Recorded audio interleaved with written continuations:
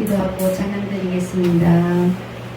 하나님 아버지 참으로 고맙고 감사합니다. 오늘도 지오라마 선교 예배와 금요 철야 예배로 주님 앞에 모일 수 있게 하시니 감사합니다. 아멘. 이 시간에도 성령 하나님 함께하여 주셔서 하나님을 영화롭게 하고 하나님 앞에 온전히 영광 돌리는 귀한 예배가 될 수 있도록 하나님께서 은혜를 더하여 주시옵소서. 아멘. 오늘도 작은 무리가 모였사오니 성령님께서 함께하여 주셔서 하나님 앞에만 영광 돌리고 하나님을 기쁘시게 하는 예배가 될 수 있도록 하나님 은혜를 더하여 주시옵소서. 오늘도 찬양을 통해서 우리 속에 있는 모든 악한 것들이 토해내는 귀한 찬양이 될 수 있도록 하나님께서 은혜를 더하여 주시옵소서. 그리하여서 그 속에 하나님 아버지 성령으로 충만케 채워주셔서 하나님을 더 기쁘시게 하는 우리 작은 무리들이 될 수 있도록 하나님 도와주시옵소서.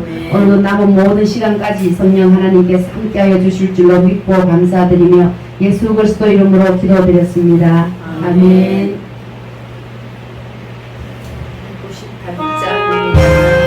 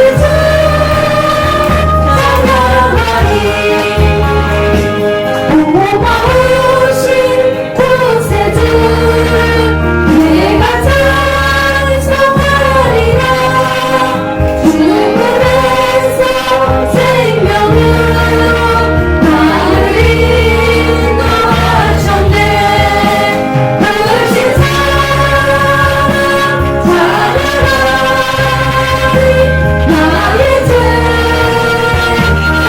사하려고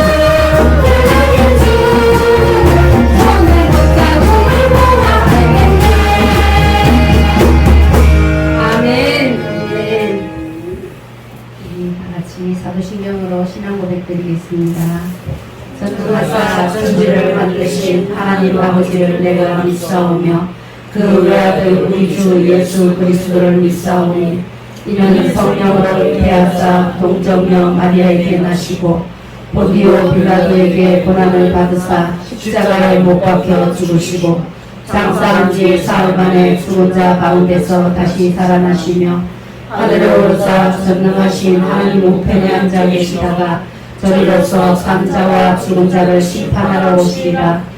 성령을 믿사오며 거룩한 공예와 성도가 서로 교통하는 것과 죄를 사하여 주시는 것과 몸이 다시 사는 것과 영원히 사는 것을 믿사옵나이다. 아멘. 찬양 하나 하고 기도하겠습니다.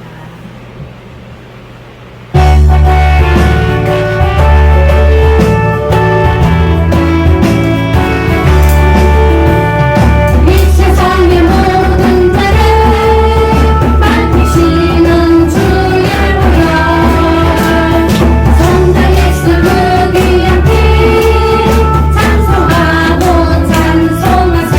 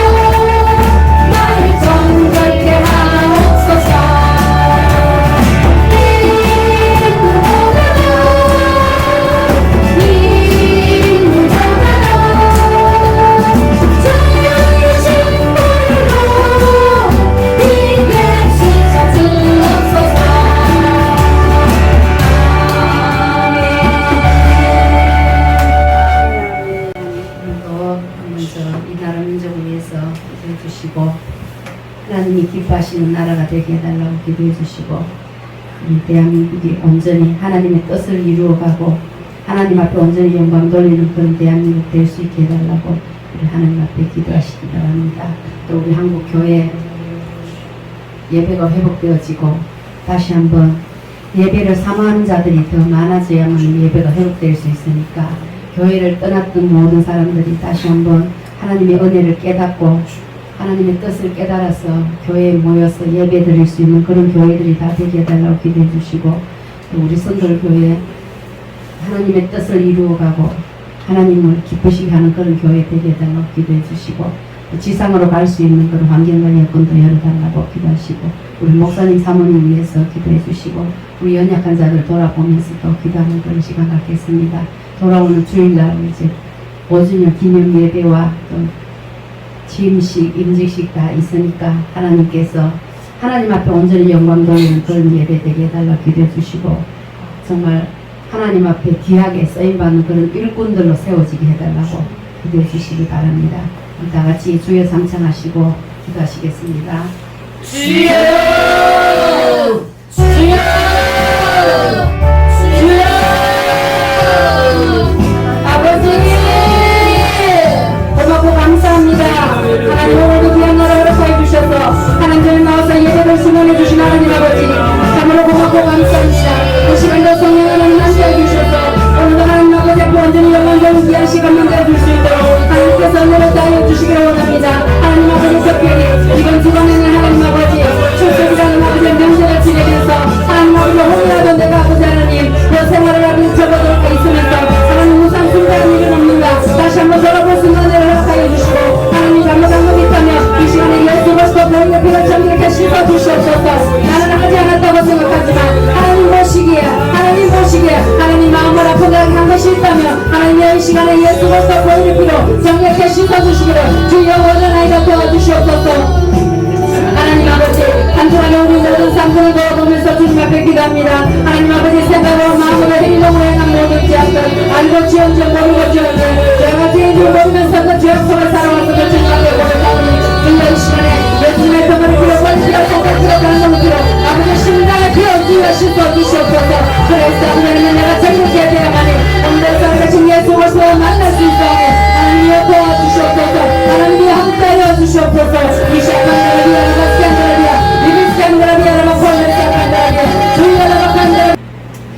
하나님, 우리가 깨어서 말씀 속에서 성령님의 인도함 속에서 살아가야 되는데, 수시로 우리가 맡은 일에 중점을 두다 보니까 실질적으로 함께 해야 할 성령님을 놓치고 말씀을 놓치는 경향들이 많이 있습니다.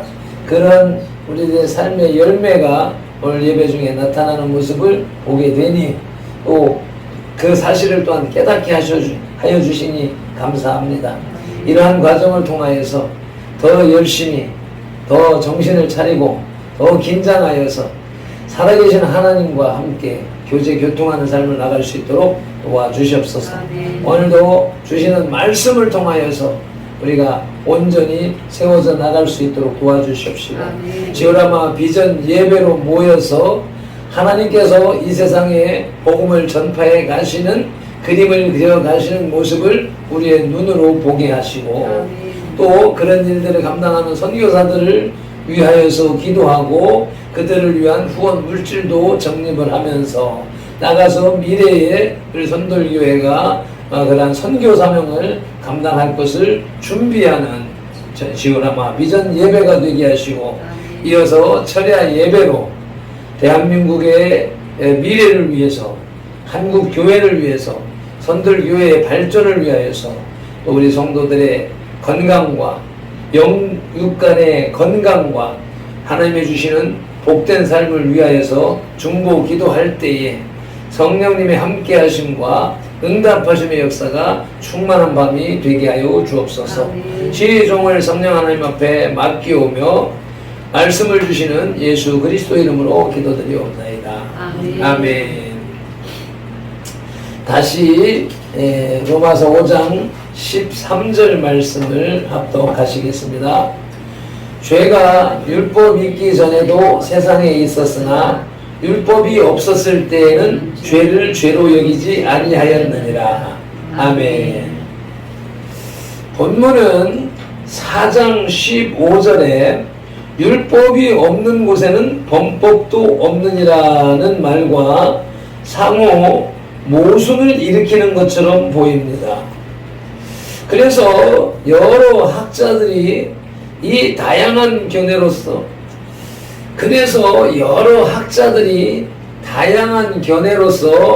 이 두 구절을 조화시키는데 대표적인 두 개의 견해를 살펴보자면 먼저 핸드릭슨이나 칼빈, 루터의 입장인데 율법이 없는 곳에는 범함이 없다는 사실을 인정하면서 그러나 율법 시대 이전에도 가인의 범죄나 노아의 홍수, 소돔성의 범죄, 애굽에 임한 하나님의 재앙 등을 볼 때 율법 이전에도 죄가 있었음이 분명하기 때문에 비록 율법 이전 시대에 형식을 갖춘 율법이 없었던 것은 사실이나 마음의 율법은 있었다고 주장합니다. 그래서 이들은 그렇기 때문에 율법 이전에 살던 사람들이 사망한 것은 자기의 범죄 때문이라고 역설합니다. 반면에 벵겔이나 메이어, 고데트, 머레이 같은 신학자들은 율법 시대 이전에는 율법으로 인한 범죄가 없었으며 그렇기 때문에 당연히 율법 시대 이전의 죄는 죄로 인정될 수 없으나 그럼에도 불구하고 사람들이 죄로 인해 죽은 것은 아담의 죄가 후손들에게 전가되었기 때문이라고 말합니다. 결국 앞의 주장은 율법시대 이전의 사람들이 자기의 죄로 인해 죽었다는 사실에 그리고 뒤의 주장은 아담의 죄로 인해 죽었다는 사실에 초점을 두고 있는데 오늘날도 여전히 이 학자들 사이에서 많은 논란을 불러일으키는 문제이기 때문에 우리는 어느 한편을 단정적으로 선택하기에는 곤란합니다. 어쨌든 이러한 성경 말씀을 배경으로 하여서 율법의 의의라는 제목으로 하나님의 말씀을 들으시겠습니다. 바울은 로마서 5장의 12절로 21절에서 죄가 세상에 어떻게 들어왔으며 그 죄가 어떻게 세상을 지배해 왔는지를 설명하고 있습니다. 또한 그 죄를 그리스도께서 어떻게 해서 정복하고 많은 사람을 의롭게 하셨는지도 설명하고 있습니다. 그러한 가운데에서도 본문은 율법의 개입의 의의에 대한 설명입니다. 그러한 가운데서도 본문은 율법의 개입의 의의에 대한 설명 부분입니다. 하나님께서 당신의 백성에게 율법을 주신 목적은 여러 가지가 있습니다. 그 중에 하나는 본문에 나오는 죄를 깨닫게 하는 것입니다. 그러나 율법이 주어진 의의는 이것만으로 만족될 수는 없습니다. 그 율법의 의의에 대해서 함께 디오라마 비전하시겠습니다. 율법의 의의는 첫째로 죄를 드러냅니다. 율법의 의의 중 첫째는 죄는 아담의 타락으로 인한 범죄 이후로부터 모세의 율법이 주어지기까지도 여전히 존재했습니다. 또 그 죄의 결과로 주어진 형벌은 온 세상을 지배해 왔습니다. 그러나 그와 같이 율법이 없었을 때에는 사람들이 죄를 죄로 여기지 않고 그 죄를 자행했습니다. 물론 그것이 모든 사람들이 죄 자체에 대한 의식조차 없었다는 의미는 아닙니다. 다만 율법이 없을 때에는 죄의 심각성과 중대성을 인식하지 못하고 그 가운데 죄와 더불어 살면서 죄를 두려워하지 않았다는 것입니다. 그래서 하나님은 그러한 인간의 범법함을 깨닫게 하기 위하여 율법을 주시고 인간으로 죄를 깨닫도록 하셨습니다. 그 율법이 인간을 하나님 앞에 죄인으로 고발하여 인간의 죄된 모습을 드러내는 것입니다. 뿐만 아니라 율법은 하나님의 의를 공고히 세우고 증거하여 인간의 어떠한 노력과 행위로서도 하나님의 의를 만족시킬 수 없음을 보여줍니다. 하나님의 의를 만족시킬 수 없음을 보여줍니다. 아멘. 율법의 의에는 둘째로 그리스도에게로 인도하는 몽학 선생의 역할을 합니다. 그러므로 율법의 의를 앞에서 나눈 것처럼 인간의 죄를 드러내는 것으로만 한정해서 말할 수는 없습니다. 율법은 죄를 깨달아 죄인임을 스스로 인식하는 인간을 그리스도께로 인도하는 몽학 선생의 역할을 담당합니다. 갈라디아 3장 24절 말씀입니다. 이같이 율법이 우리를 그리스도께로 인도하는 초등교사가 되어 우리로 하여금 믿음으로 말미암아 의롭다함을 얻게 하려 함이라. 아멘. 자, 개정개혁판에는 초등교사로 되어져 있지만 제가 또 여기 개혁 한글에 몽학선생이라는 말로 제목을 달았습니다. 이것이 율법의 두 번째 의의입니다. 옛 그리스의 귀족들은 6세에서부터 16세까지의 어린 자녀들의 생활을 보호하고 감독하기 위해 자기 집에서 종살이하는 노예들 중에 믿을 만한 노예를 선택해서 이 직무를 맡겼습니다. 이 직무를 맡은 노예를 이 직무, 주인의 어린 아들을 교육하고 지키고 보호하는 직무, 이 직무를 맡은 노예를 몽학선생이라고 불렀습니다. 초등교사라는 의미와는 천양지 차이가 나는 것이지요. 이 직분을 받은 종은 주인의 아들이 성년이 될 때까지 가정교사와 후견인으로서 시중을 들었습니다.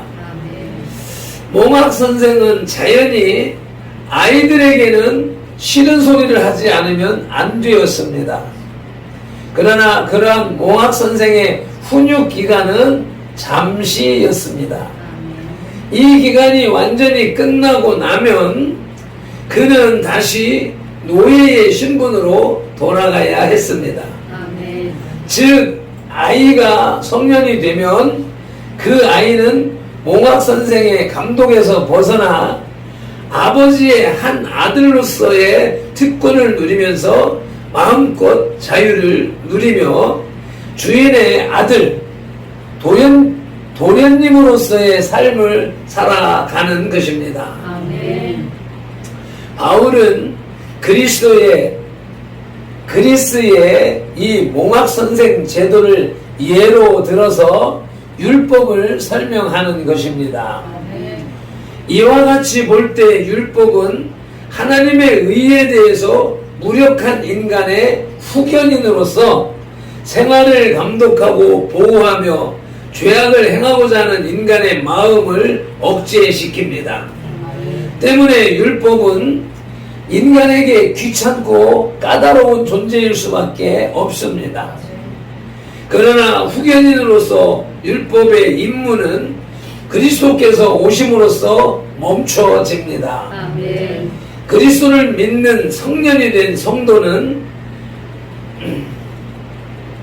더 이상 후견인의 지도와 감독을 받을 필요가 없습니다.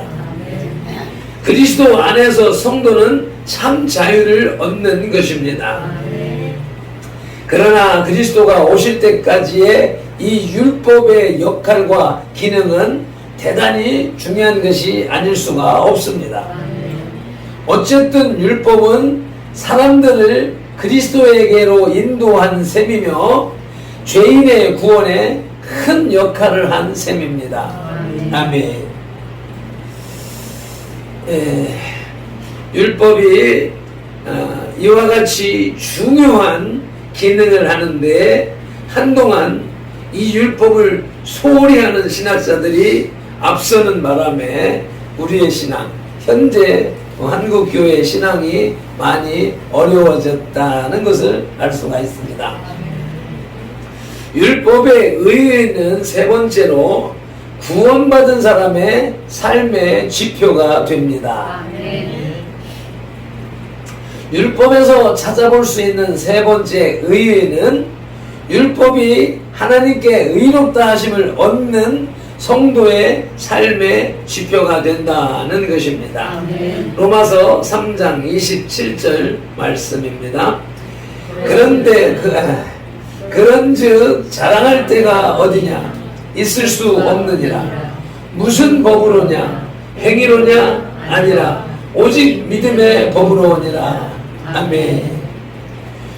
율법은 앞서서 살핀 바와 같이 율법은 앞서서 살핀 바와 같이 그것 자체로서는 생명을 가져다 주는 것이 아닙니다. 생명은 오직 죄인을 위하여 대신 죽으신 그리스도를 믿는 믿음으로 말미암아 주어지는 것입니다. 그러나 그렇다고 해서 율법의 존재가 필요하지 않은 것은 아닙니다. 율법은 여전히 필요합니다. 그것은 율법이 하나님의 의를 드러내며 선악을 구별하는 기준이 되고 성도가 행할 행위의 기준이 되기 때문입니다. 또한 그러한 선악의 구별은 인간의 삶에 있어서 선한 삶을 살기 원하는 사람들의 방향을 결정하는 기준이 되는 것입니다. 즉 살아있는 믿음은 마치 살아있는 나무가 열매를 맺듯이 열매를 맺어야 합니다.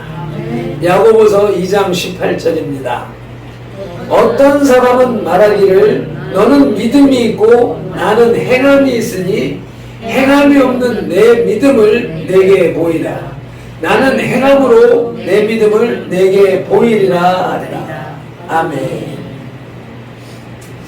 과일나무의 뿌리가 튼튼함이 그 열매를 통해서 입증되듯이 믿음도 율법의 행위를 통해서 발전하고 성장하며 하나님의 백성으로 성화되는 것입니다. 그러므로 율법은 의롭다 하심을 얻은 성도들이 행해야 할 행위의 지표입니다. 율법은 하나님의 백성으로 선언된 우리를 거룩하게 변화시킴으로써 우리를 향하신 하나님의 구속과 영화의 계획을 성취합니다. 아멘. 말씀을 정리하자면 율법의 의의는 첫째로 죄를 드러냅니다. 율법의 의의는 둘째로 그리스도에게로 인도하는 몽학 선생의 역할을 합니다. 그리고 율법의 의의 셋째는 구원받은 성도의 삶의 지표가 됩니다. 아멘. 본문에서 바울은 율법 이전에도 죄가 있었지만 그때에는 죄를 죄로 여기지 않았다고 말씀합니다. 상대방을 쉽게 판단하고 또한 정죄하는 일은 옳지 못합니다. 이러한 사례는 교회 생활에서도 쉽게 찾아볼 수 있는데 헌금의 액수로 신앙의 정도를 가늠하는 것이 그 대표적인 예인 것입니다. 그리고 예배에 열심히 참석하는 것으로서 또 믿음이 좋다 판단하는 것도 역시 마찬가지입니다. 그 보이지 않는 믿음, 그것을 나타나는 행동으로 평가를 하다 보니 가식적이고 과장된 것을 우리가 보면서 그것으로서 구원을 받았다라든지 믿음이 크다라든지 이렇게 평가하는 모습을 보게 되는데, 실상은 겉으로 드러나는 것과 내면에 있는 것이 다르게 나타나는 경향들이 많다. 그 거짓 영에 의해서 가식적으로 진행되는 것을 발견하지 못하고 깨닫지 못하고 보여지는 현상만을 따라가고 평가하는 그릇된 그 평가가 우리들로 하여금 잘못된 판단을 하게 한다는 것을 볼 수가 있습니다. 그래서 그 사실을 바로 분별하고 판단할 수 있는 것은 하나님과 그 자신밖에 없겠지요. 아무리 믿음이 출중하다 하고 영성이 출중하다 해도 다른 사람의 내면 깊숙한 것을, 하나님과의 정확한 관계를 꿰뚫어 볼 수 있는 사람은 세상에 그 누구도 없습니다. 종종 기도를 많이 한다, 영성이 높다 하는 분들을 섬기고 존경하고 섬기고 높여주는 건 좋지만 그를 무상시하는 경우가 있는데, 그런 것은 지양해야 된다는 것입니다. 요즘에 이제 정광훈 목사님에 대해서 그러한 주장들이 여기저기서 이제 불거져 나오고 있는 모습들을 보면서 그것을 제가 느낍니다. 요즘에 그 유튜브 볼 여가도 없고, 그래서 아침에 밴드에 뉴스도 못 들리잖아요. 전에 이제 우리가 세상이 어떻게 돌아가는지 기본은 알아야 되겠다 해서 외국 뉴스는 그 아메리카 보이스 오브 아메리카 그 미국의 소리 방송을 통해서 미국에서 그 자본을 대서 한국인들이 그 주체가 돼서 운영하는 미국의 한국 방송인 것이죠.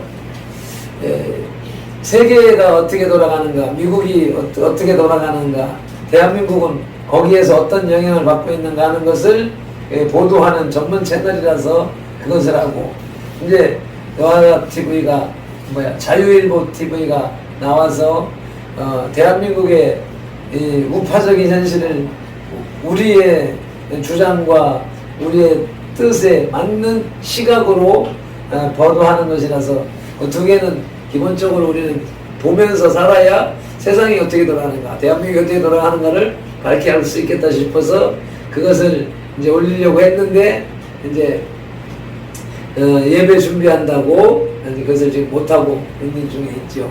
그래서 다른 영상들, 조나단 목사 방송도 다른 어떤 것도 볼 여가도 없고 보지도 못하고 지나가고 있었는데, 오늘 아침에 선지자는 다 죽었다고 해라 라고 하는 그 헤세드 선교사의 제목이 타이틀이 뜨길, 이게 또 완전히 또 이제 정광훈 목사님을 까는데, 그 2년 동안 완전히 하나님 받들듯이 그렇게 정광훈 목사님을 칭찬하고 그 편에 서 있더만 완전히 돌아서가지고 얼마 전에 정광훈 목사한테 나는 칼을 들이댄다 라고 하더만은 이제는 선지자는 다 죽었다고 해라 하는 제목이 눈에 확 들어와가지고 그걸 보았는데, 이제 이 정광훈 목사님의 여러 한쪽 부분들, 잘못된 부분들을 이제 자기가 본 것을 막 지적을 하고 막 까발리는 거란 말이죠. 그래서 헤세드 선교사가 전에부터 계속 이렇게 이제 자기 주장을 강력하게 선포하는 것을 보면서 이제 학문적으로 가는 사람들, 특별히 이제 합동 측에 총신에서 공부한 사람들, 공부를 좀 잘하는 사람들이 그런 주장을 많이 하거든요. 자기가 배운 것이 전부 다인 것으로 해가지고 그 지식 가지고 남들을 막 공격을 하는 거예요. 그런 경향들이 총신에서도 이게 우리 예수교 장로회 합동 측의 학교가 총신이거든요. 근데 이 교단이 가장 이 말씀에 대해서 지적으로 밝히면서 이 좀 영적으로 좀 깊은, 그러니까는 성경적이고 지적이지 않은 영적인 메시지를 하는 사람들을 막 공격을 해서 이단으로 몰아붙이는 일들을 많이 했거든요. 그런 성향이 여기에 많이 있단 말이죠. 그래서 내가 지금 대전에서 하던 사역, 영성 사역을 접어두고 지금 이러고 있는 것이 그러한 것들에 대한 영향력으로, 그래서 그런 오명을 쓰면 안 되겠다. 그래서 내가 내가 바로 서서 중심을 잡고 가야 되겠다라고 하는 생각을 하면서 이것을 이제 여과하는 중에 있었는데, 이제 그런데 헤세드 선교사 같은 사람이 그런 주장을 막 하면서도 내가 속으로 그런 분야의 부류의 사람이다 하는 것을 인식하면서 했는데, 요번에 아니나 다를까 그게 명명백백하게 드러났단 말이죠. 그래서 그 사람이 이제 그렇게 할 때, 이 자기 주장이 너무 강하다. 근데 이렇게 되려면은 이게 지식이, 머리가 좋아야, 말씀을 잘 알아야 그렇게 할 수가 있으니까, 이 사람이 그래도 어느 정도 수준이 됐으니까 이렇게 말하겠지. 아이고, 나도 이 정도 수준은 돼야 되지 않겠는가 하면서 그를 씹을 수는 없고 비판할 수는 없고, 속에서는 이런저런 문제점이 느껴지지만 이걸 내 입으로 그 사람을 평가할 수 있는 자격은 나한테 없다 생각해가지고 말을 안 하고 그냥 좋은 말만 했었는데, 이제 간혹 그런 생각들이, 그런 느낌들이 막 나오더니 급기야는 이제 노골적으로 실수한 것을 공격하고, 그냥 넘어갈 수 있는 것도 막 공격하면서 이제 문제만, 앞서서는 좋은 일만 해가지고 편을 들더만 이제 돌아서고 난다면은 그냥 넘어갈 수도 있는 것도 그냥 문제 삼아가지고 막 공격을 하는 모습을 본단 말이죠. 그래서 이제 그 주장을 보면서 나도 역시 그 부분은 동감을 했던 것이거든요. 이런 부분 안 했으면 좋겠다. 많은 사람들이 말하는 것이 욕 좀 안 했으면 좋겠다. 좀 심한 소리는 좀 안 했으면 좋겠다. 왜 남들을 다 그렇게 원수로 만들거나 삼나. 광화문에 안 나오는 사람들은 다 믿음도 없는 사람이고, 대한민국을 사랑하지 않는 사람이고, 다 버림받은 사람이고, 지옥 갈 사람이고, 막 이런 식으로 말하는 거에 대해서, 전마 목사님이 그렇게 말하는 거에 대해서 우리들은 벌써부터 알고 있으면서도 그거 말을 안 하고, 그거보다도 더 중요한 것은 지금 대한민국을 이끌어가는 리더십이 필요하기 때문에 그 리더십에 흠집을 내지 않기 위해서 우리는 말을 안 하고 있었단 말이지. 우리끼리는 대국본의 목사님들이 우리끼리는 그런 대화를 한단 말입니다. 그렇게 하지만 남들을 향하여서, 모르는 성도들을 향하여서, 세상을 향하여서 저렇게 떠벌리지는 않았단 말이죠. 저 사람이 아주 잘못하고 있다는 것을 지금 느끼는 것이죠. 그래서 한편으로는 그래 우리는 벌써부터 알고 있었다. 나 같은 경우에서는 정광훈 목사님이 처음 부산에 내려와서 조찬 기도회를 할 때 서면에 부전동에 무슨 호텔이야. 그 호텔에 갔을 때 거기서 그 예배가 시작되기 전에 준비하는 과정에서 딱 성질 부리는 것을 내가 딱 목격을 했거든. 그래서 그러니까 정광훈 목사님이 강단에서나 설교하는 자리에서나 또 일반 성도들이 있는 앞에서나 유튜브 카메라가 있는 앞에서나 절대 짜증 안 내죠. 성질 안 부리지요.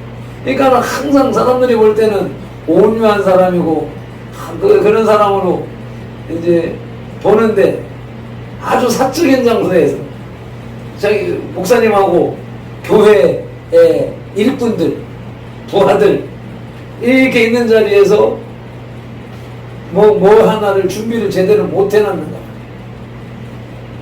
그 목사님이 하는데 불편하니까 짜증을 확 내버리더라고. 크게 낸 게 아니라 종이컵인가 뭔가 물컵인가 뭐 하나 손에 있는 걸 확 던져버리더라고. 크게 하는 건 아닌데 내 눈에는 그것이 아직 처리되지 않은 부분이 남아있구나. 그래서 우리 김경천 목사님 참 열심히 하다가 성질 확 부리는 사역을 하던 중에 귀신의 사탄의 이런 것들에 대해서 할 때 막 나오는 게 있다. 내가 항상 그것에 대해서 내가 그렇게 하고 있기 때문에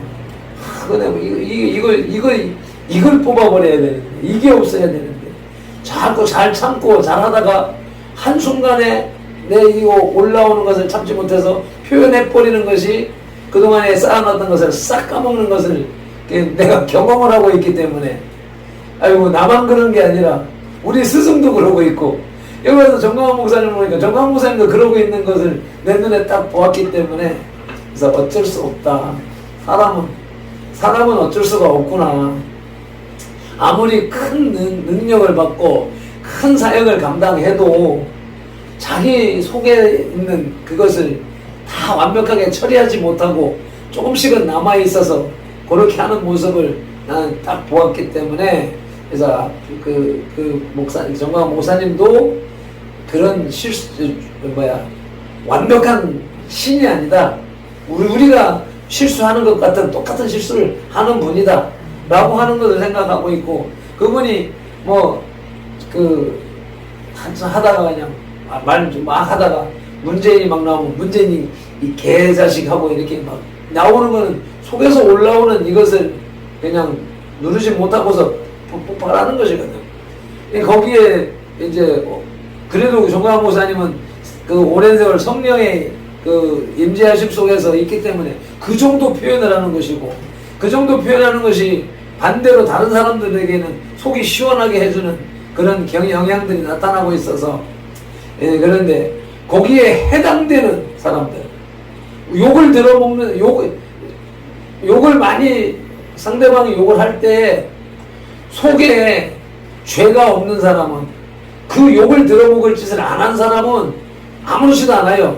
자기를 향한 욕이 아니기 때문에. 근데 속에 그런 죄를 가지고 있는 사람은 저를 지적하는 거기 때문에 그 소리가 듣기 싫은 거거든요. 정광훈 목사님의 욕이 듣기 싫다. 그러면은 내 속에 그만큼 죄가 있구나 라고 하는 것을 사람들은 생각해야 되는데, 쥐들은 절대 그 생각을 못하지요. 그게 영적인 것이고 그 속에 있는 귀신이 작용하는 것이기 때문에, 이런 원리를 아는 사람들은 저 속에 있는 귀신이 반발하는구나 라고 하는 것을 깨달을 수가 있는데, 자기들은 자기 속에서 귀신이 자기를 잡고 자기를 화나게 만들고 듣기 싫게 만들고 저 선지자의 메시지를 거부하고 거역하게 만드는 것이 악령이라고 하는 사실을 모르고 자기는 옳고 상대방은 나쁘다 라고 주장을 하는 것이거든요. 그래서 그동안에 이제 이 헤세드 선교사가 오늘 아침에 이거 지적하는 것이 그래 우리는 벌써 옛날부터 알고 있던 거다. 예, 그러면서도 알면서도 그런 것을 말하지 않는 것은 하나님의 더 큰 대의를 이루기 위해서 인간의 약간의 부정한 부분들, 나약한 부분들, 죄성들은 그냥 덮고 넘어가고 뭐 우리가 심판하고 판단할 것이 아니기 때문에 우리보다 더 큰 일을 앞서서 하고 있기 때문에 그분에게 흠을 잡을 자격도 없고 잡아서 그 사역을 망치는 사탄의 종으로 끌려가서도 안 되는 것이고 그렇게 생각을 하고 있었는데 그 헤세드 선교사의 주장을 보면서 야 이게 참 큰 영향을 미치겠다. 그래서 뭐 인터넷을 통하여서 몇만 명이 그 구독을 하면서 있는데 그런 소리를 자꾸 하면은 안 되는데 나는 또 안타까운 마음이 있어서 그래서 지금 정광훈 목사님을 반대하는 그러니까 심하고 목사님이나 안유한 목사나 이제 몇몇 사람들이 정광훈 목사님에 대해서 그 부분을 자기들이 생각하는 영적 자기들이 생각하는 옳지 못한 방향으로 가는 것들을 지적하면서 고쳐주라 바르게 가자라고 하는 주장들을 펴고 있는데 그 자체가 결국은 이 한국 교회의 연합을 깨트리는 일에 나서고 있다. 어떻게 보면은 진리를 선포해야 된다 라고 하는 말이 옳지요.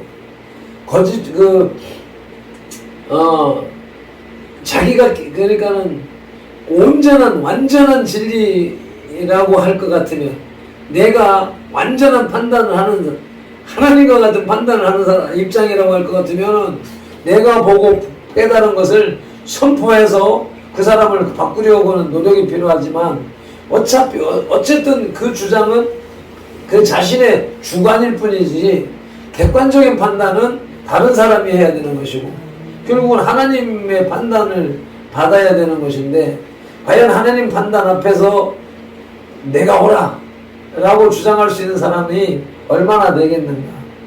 그래서 우리 김계천 목사님이 항상 주장하던 것 중에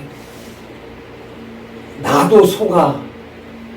이제 그분이 영계 7차원이라고 자기 스승은 조영기 목사님은 4차원인데 자기는 7차원에 올라가 있다고 그렇게 말씀을 하시면서 그래서 그 영적 높은 경지에 올라가면 갈수록 오히려 낮아져야 된단 말이에요. 자기 자신을 돌아볼 줄 알았단 말이에요. 그래서 그분이 주장하는 것이 나도 수시로 속아 하나님의 음성인 줄 알고 받아들이고 행동했는데 지나서 보면은 사탄한테 속았다라고 하는 고백을 한단 말이죠. 7차원에 간 사람은 그렇게 고백을 하는데 영적 2차원, 3차원, 4차원에 3차원에 머물러 있는 사람들은 나는 오라 너는 잘못했어 라고 하는 주장으로 가는 것을 보면서 그 자기 주장이 강한 것은 내가 하는 것이 그 기본적 가장 사탄의 그 하는 말이 주장이 나로 시작되는 것이라는 것을 우리가 염두에 둬야 될 것 같습니다. 그래서 이제 기도의 제목으로 나누자고 한국 교회 문제를 이렇게 나누는 것이고 또 그것을 위해서 우리 지금 애국 활동이 지금 많이 침체되어져 있는데 대국본의 활동도 그렇고 이제 내가 안 나가니까 우선 내가 침체가 되어 있는 상태지. 그런 상황에서 우리 부산의 대국본에 매일매일 카톡에 보고가 올라오는 것이 숫자가 안 나오고 많은 몇 사람이 활동을 많이 빠져 있고 그런 모습이 침체되어져 있고 나가서 이제 우리 또 서울의 대국본에서 활동하는 사항들이 전에는 매일 뭐 2번씩 3번씩 막 공지가 뜨고 그랬는데 요즘에는 며칠 만에 한 번씩 가뭄에 콩나듯이 공지가 뜨니까 그만큼 침체가 되어져 있는 상황이다. 그런데 이 문재인과 주사파들의 그 행동은 더 강력해지고 더 활발해지고 그러고 있고, 그런 상황에서 국민들은 또 뭐 분별 못하고 따라가는 그런 가운데 있고, 그래서 참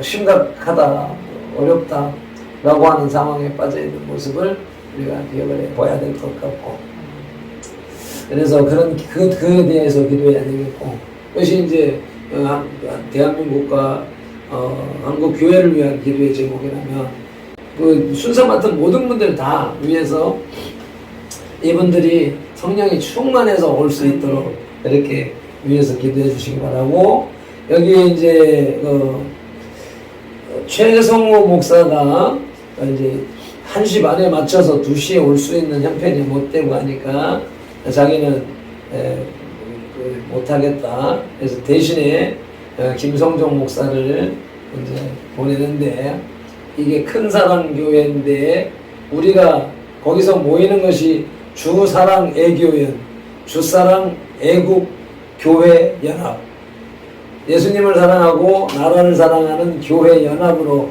주사랑 애교연으로 모여서 그 모임으로 우리가 이제 기도회 하러 가는 건데, 그 영적 모임이기 때문에 기도하는 모임의 대표로 한 사람을 세운 것이고, 그 다음에 이제 뒤에 축사는 강흥성 목사인데, 이번은 이제 대국본, 국민혁명당 대국본을 대표해서, 다른 사람들은 다 교회 예배를 드려야 되니까 올 수 없고, 그래서 가정교회를 하고 있는 이제 이 사람에게 대표로 파송을 해서 우리를 축복하러 오시는 분이고, 그래서 이제 제가 인사 광고 시간이 있는데, 이때에 인사를 할 때 내가 그 뒤에 표지에 있는 것처럼 내가 인사하고 임직자들이 한마디씩 인사하고, 그러고서 광고를 하고 이제 찬송하고 이제 마치게 될 때에 마지막에 유능한 목사께서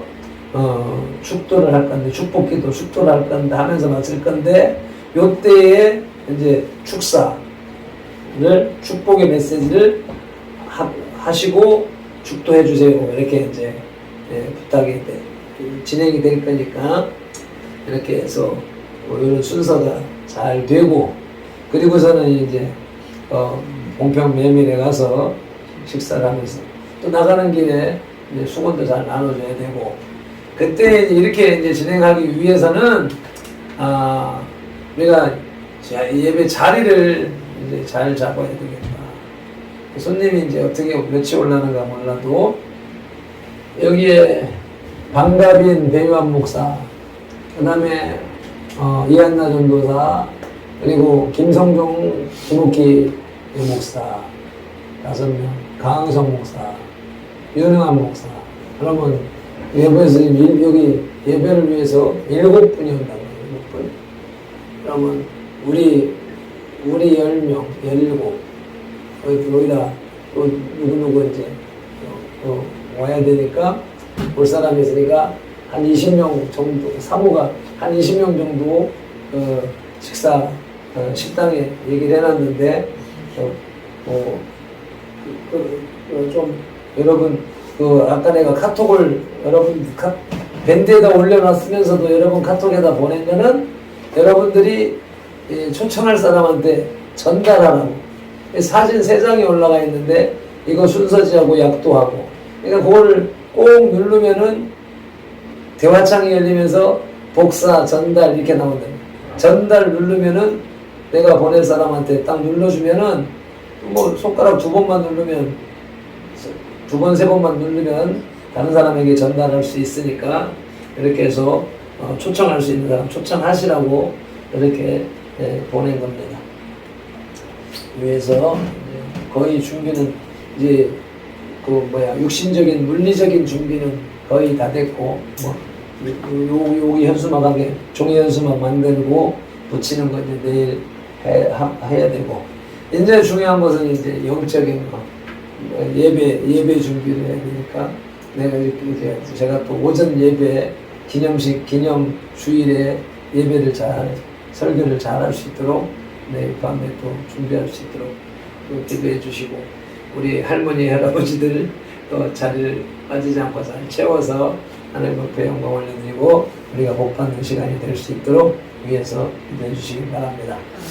지금부터 1시간 정도 기도하고 2시 정도 돼서 마치도록 하겠습니다. 그래야 내일 할 일들이 많이 있어서 짧게 하도록 하겠습니다. 우리 함께 다시 찬송 한번 올려드리시고 기도하는 시간 갖도록 하겠습니다.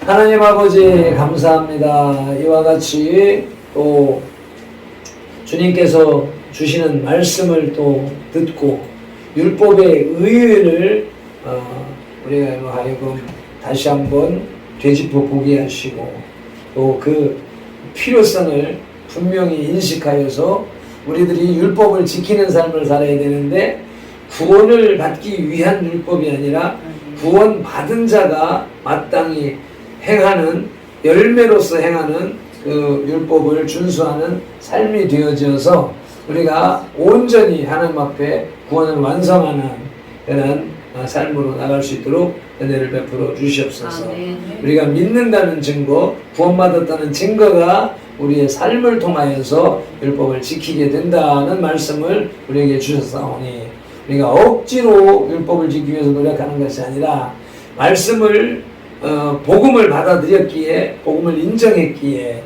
그것이 자연스럽게 따라가는 것이 되게 하시고 아멘. 성령님이 도와주시기에 능히 행할 수 있는 지킬 수 있는 그러한 율법과의 관계가 되도록 은혜를 베풀어 주시옵소서. 아멘. 주님 앞에 또 밤이 맞도록 기도하는 이 기도의 시간에도 아버지 우리 육신적인 노력으로 다투는 것이 아니라 성령님의 임재하심과 인도하심을 속에서 아멘. 평안과 안식 속에서 기도하는 아멘. 주님과 교제하는 그런 밤이 되게 하옵소서. 아멘. 예수님의 이름으로 기도드리옵나이다. 아멘. 아멘.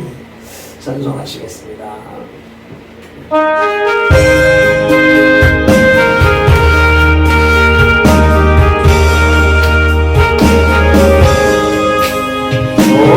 어떠하신 곳에 들을 내가 찬송하리라. 내게 가여 주시려고 주가 고난당했지. 그 시절은